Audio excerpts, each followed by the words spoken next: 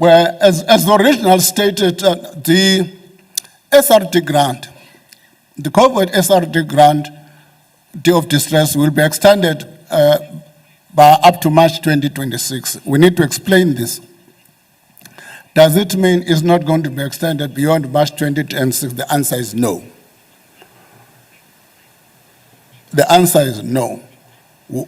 Government is actively exploring various options to better integrate this grant with employment opportunities.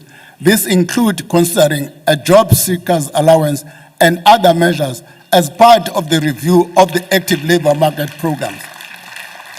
Our goal is not only to provide immediate relief, it is also to create pathways to employment, empowering our citizens to build better futures for themselves and their families. We're also reconfiguring funding for the troop deployment to the Democratic Republic of Congo.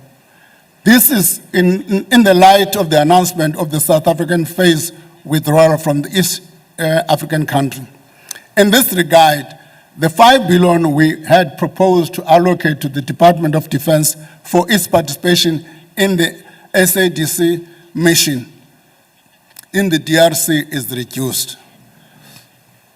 But the allocation of 2025, that has been an increase from 180 billion rand to 2 billion. Let me just explain this a bit. Originally, we had 3 phases of increase for the Defense Force.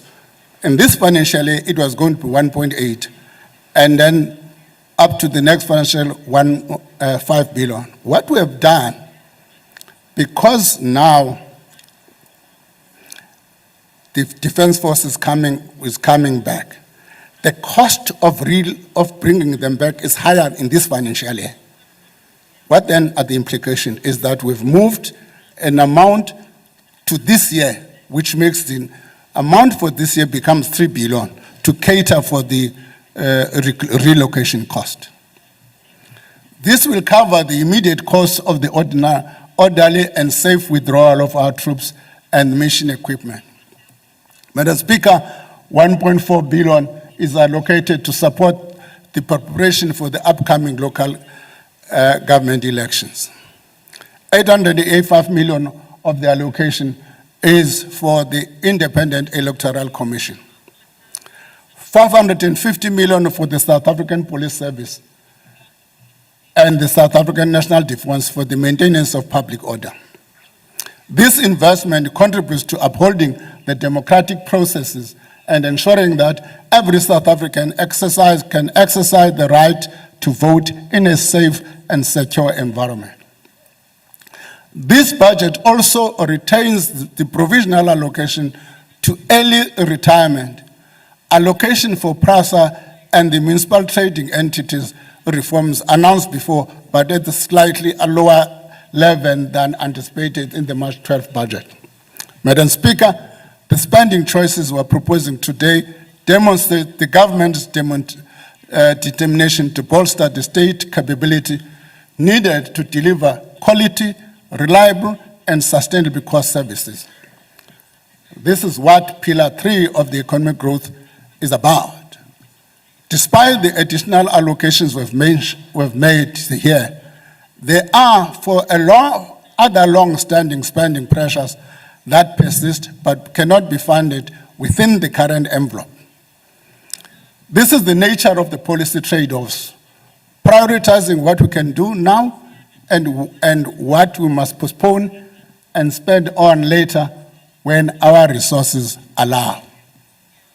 The spending pressures that may require funding later this year include, among others, the withdrawal of the Presidential Emergency Plan for AIDS Relief called PEFRA funding, particularly which was through the USAID. We've not made provision for the allocation for that now. The Department of Health has just given us the numbers a couple of days ago. Once the resources allow, we'll deal with this matter.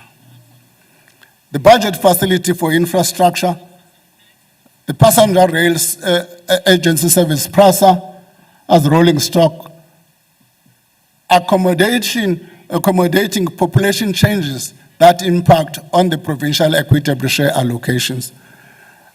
We have done an approach changing the equitable share which impact negatively on certain provinces, and we've agreed we must cushion the impact on those 3 provinces. Strengthen the capabilities of the Office of the Chief Justice and Statistics South Africa. Political party funding is not catered for here. Additional, I'm not saying which is coming through Parliament as is entire, but additional political funding is not catered here, and provisional infrastructure for royal households. Also, what is not provided here are the cost of the national social dialogue. Madam Speaker, the government will consider government guarantee support for Transnet to enable the entity to refinance maturing debt and to enable the execution of its capital investment program.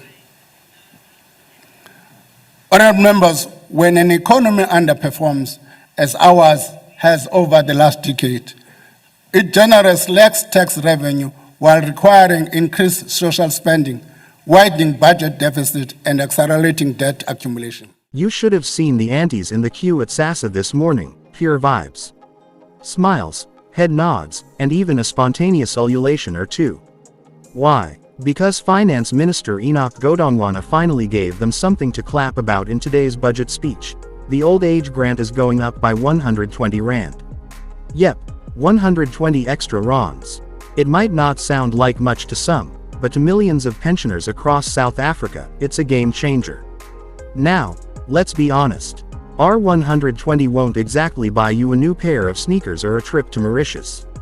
But in the reality of rising bread prices, skyrocketing transport costs, and electricity units that vanish faster than airtime, every cent matters.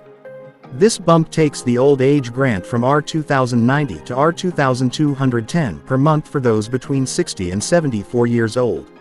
For those over 75, even more. It's the government's way of saying, we see you. We know the struggle. This increase might sound small in the grand scheme of national budgets and economic forecasts, but symbolically, it's loud and clear. South Africa's elderly have spent decades holding this country together, raising kids, building communities, surviving apartheid, and weathering every economic storm since. So when the minister adjusts that number upward, even just a bit, it feels like overdue respect. And while we're on it, shout out to Gogo Dlamini in Umlazi who said this R120 means she doesn't have to choose between buying sugar or paying her grandchild's school transport. That's real. That's where the impact is felt. Not on spreadsheets or in budget summaries, but in actual homes where elders are still looking after entire families. But of course, there's always the other side of the coin. Economists are already out here saying, yes, it's a relief, but where's the money going to come from? Treasury's balancing act is no joke. Debt is rising, growth is slow, and Eskom is still trying to figure out how not to trip the national grid every few weeks. But in the middle of all that, government had to find a way to put some dignity into people's wallets. And let's be clear, this wasn't a random gift. It was driven by serious public pressure. Civil society groups, unions, and activists have been calling for grant increases that actually match inflation.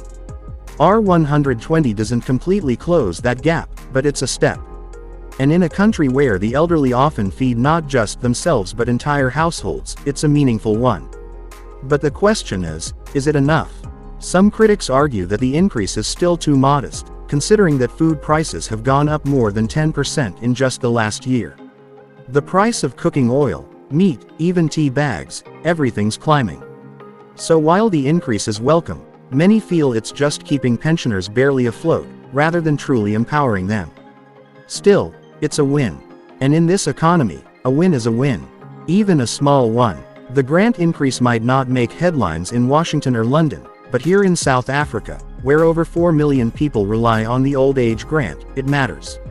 It means fewer hungry nights. It means a little extra for school uniforms, or maybe even that small luxury, a slab of chocolate or a Sunday newspaper. So, salute to our elders. May that extra R120 stretch as far as our resilience. And to Minister Godongwana, nice one, but don't stop there. These pensioners deserve more than survival. They deserve comfort. They've earned it.